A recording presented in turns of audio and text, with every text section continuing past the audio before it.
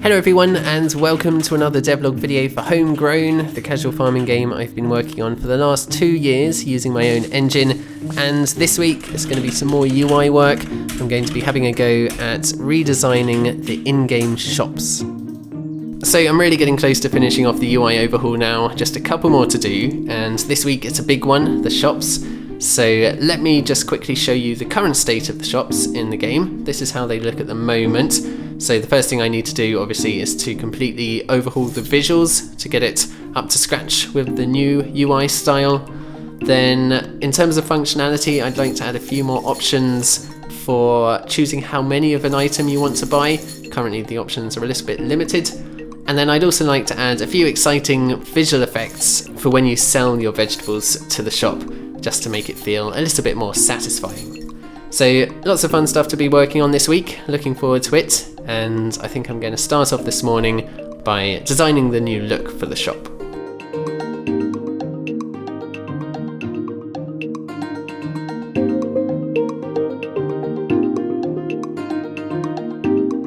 So here's how the design turned out. I'm pretty happy with it. I think it's one of my better ones, and it didn't take me too long, so that's an improvement on last time. Maybe I'm finally getting used to using this style of UI. So now that that's done, I'm going to jump into the code and start implementing this design into the game.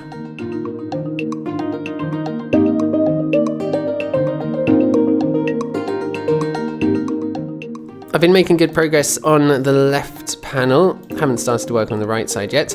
Mostly just visual changes, although I did also add a scroll bar for when there are too many items. By the way, the icons that I'm using, most of them haven't been updated yet, which is why they don't look very nice. I will be updating all of the icons soon to look like this style, so should look a bit nicer then.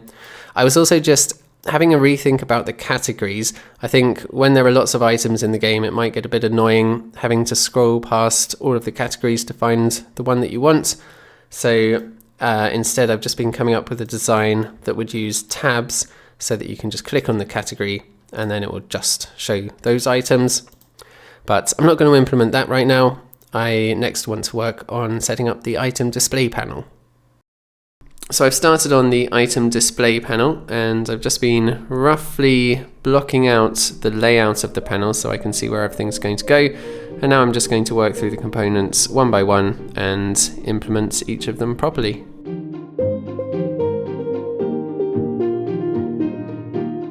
So I've got all of the easy bits done, like showing the description and the stats panel. I implemented the buy button, and all that I've got left to do now is this panel here, which allows you to choose the amount that you're going to buy.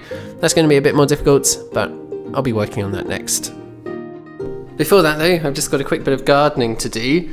Here are the plants that I planted in the last devlog video, plus a few new ones that I planted afterwards.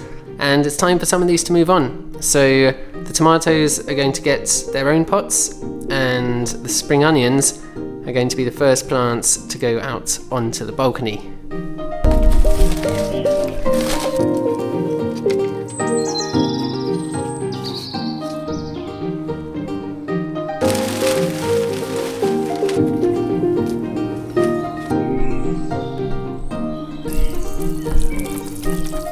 So I spent the last few hours getting the layout of this section set up with all the buttons and the text field.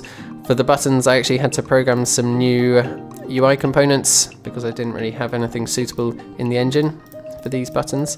The text field I did already have in the engine, but I need to make some changes to it because currently it allows letters to be inputted, which it shouldn't. And obviously none of these buttons actually do anything yet. That is going to be my job for tomorrow.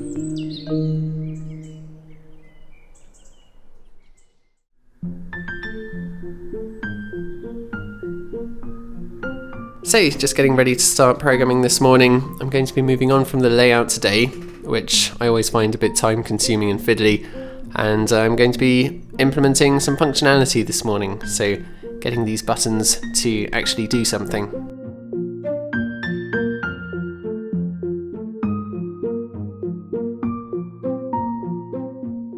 So I've got some basic functionality up and running, so these buttons here now work. You can use them to change the amounts that you're buying, the number of items that you're buying.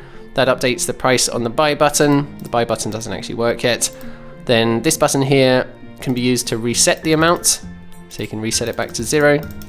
And I've also just started work on the text input that now only accepts numbers. So if I try and press any letters, you can see that it doesn't accept them. I've been doing a lot more work on the text field, which has been proving to be a little bit difficult, but I'm getting there. So you click on the text field to go into edit mode, and then you type in the number, and then you can just click off it or press enter to accept the number. You can also just start typing and it automatically goes into edit mode. If you click on the text field and then click off, it remembers the number that was there before. And if you type in a ridiculous number that you can't afford, then it just resets it to the maximum that you can actually afford. You can't actually buy it yet because the buy button doesn't work, but I'll be implementing that after lunch.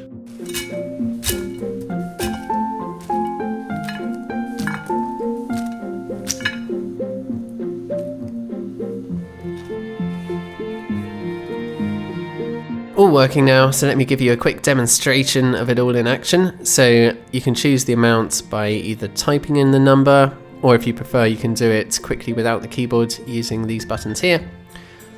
You can also just use the scroll wheel the mouse wheel to scroll the number up and down. I don't know how to show this in the UI, but you can actually right click on these buttons to reduce the amount by that number. And if you try and set it to a number that's more than you can afford, the text field flashes red now to show you that you've reached the cap. And of course the buy button now works, so you can actually buy the amount that you choose.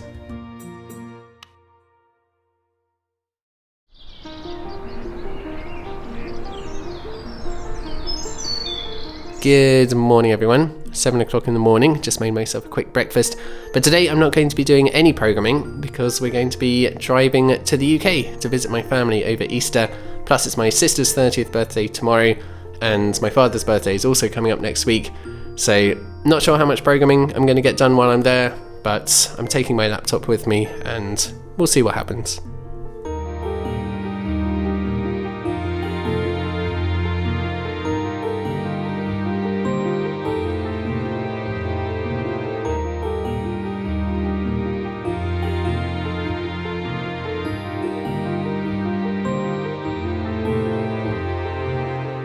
So it's after Easter now, still at my parents' house though, obviously, and I've had some time to do some programming. I've been working a lot on the shop where you sell your produce, which is quite similar, but it's got a few differences. I decided to go for a slider for choosing how many you want to sell, and then this button here resets it to the maximum, which is obviously however many you've got in your inventory. I just thought that might work a little bit better than the setup that I've got in the buying shop. I mean, I could also use it in the buying shop as well, but I just feel like when you're buying items, you're more likely to have a specific number in mind that you need. Maybe you've got a vegetable bed of a certain size, so you know exactly how many seeds you want.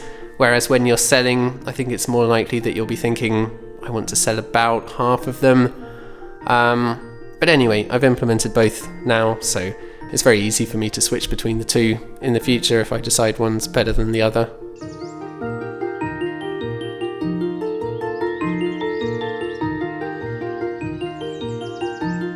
Almost done with the shops now. I've just been adding the finishing touches in the last couple of days.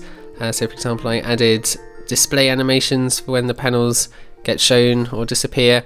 I also added a quick buy or sell option, so you can shift left click on the items in the left panel to automatically sell them all without having to click it and go through the stuff on the right hand panel. I've just been working on some little visual effects for the shops for when you sell your items. So I was implementing a really basic particle effect so that I could add this effect to the selling shop. When you sell your items, they now burst into coins, and the coins will go up into your money counter in the top left. It's not quite finished yet, but I think with a few more tweaks and maybe some little sound effects could end up being quite satisfying.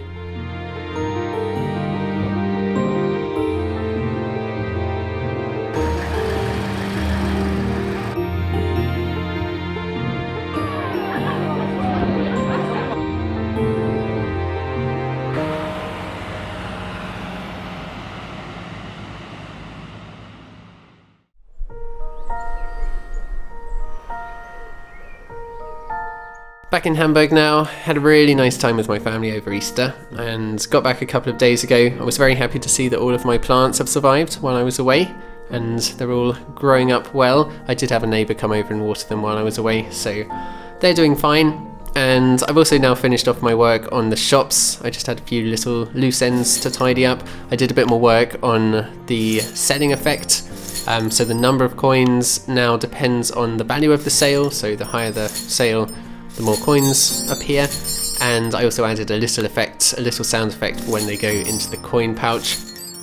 And then I also did just a little bit of work on UI scaling to make sure that whatever size your display is, the UI should scale nicely to fit that display. So not much else to show you this week. I've just been editing this devlog video this morning, or trying to at least. I've actually been a little bit distracted because there's been a lot of drama going on in the tree outside my window. A cat was stuck up there all morning. It was there for hours and people kept trying to rescue it, but their ladders were never quite long enough, so they kept failing. But finally, about half an hour ago, someone did manage to grab the cat, just about, and rescue it. So that was all very exciting, and it meant that I hardly got anything done this morning, but hopefully I'll be able to concentrate a bit better this afternoon.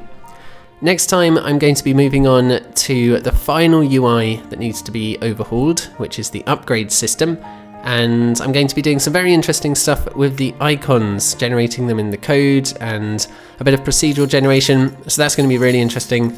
I'm looking forward to that, and that will be out in the next video. For this week though, that's going to be it, and before I finish I want to give a massive thank you to the top Patreon supporters from last month, who were Peter Osthuizen, Matthew McCloskey, Daniel Serlov, Ingo Moore, Helson Taveras, Andrew Romans, Marais, Shadeless Fox, Kimo Tamio, Code of the Tyler, Ross from 2 Minute Tabletop, Nikat Asgazada, Zanil Ambakar, Atomic Code, Walden Yan, Me the Pig, Chris Naismith, Alan Lance, Wonuff, Dieter Reinert, Harry Chung, John Needham, Christoph Herpo, Hagen Vingard, Matthew Connaughton, Andrew Witt, Marek Mikolajczyk, Sean McCrory, Caffeine Coder, Timothy Gibbons, Alexander Chavez, and Neil Blakey Milner. So a massive thank you to you guys, and of course to everyone else supporting me over on Patreon. For this week, that is it. So thank you all very much for watching, and I'll see you all again next time.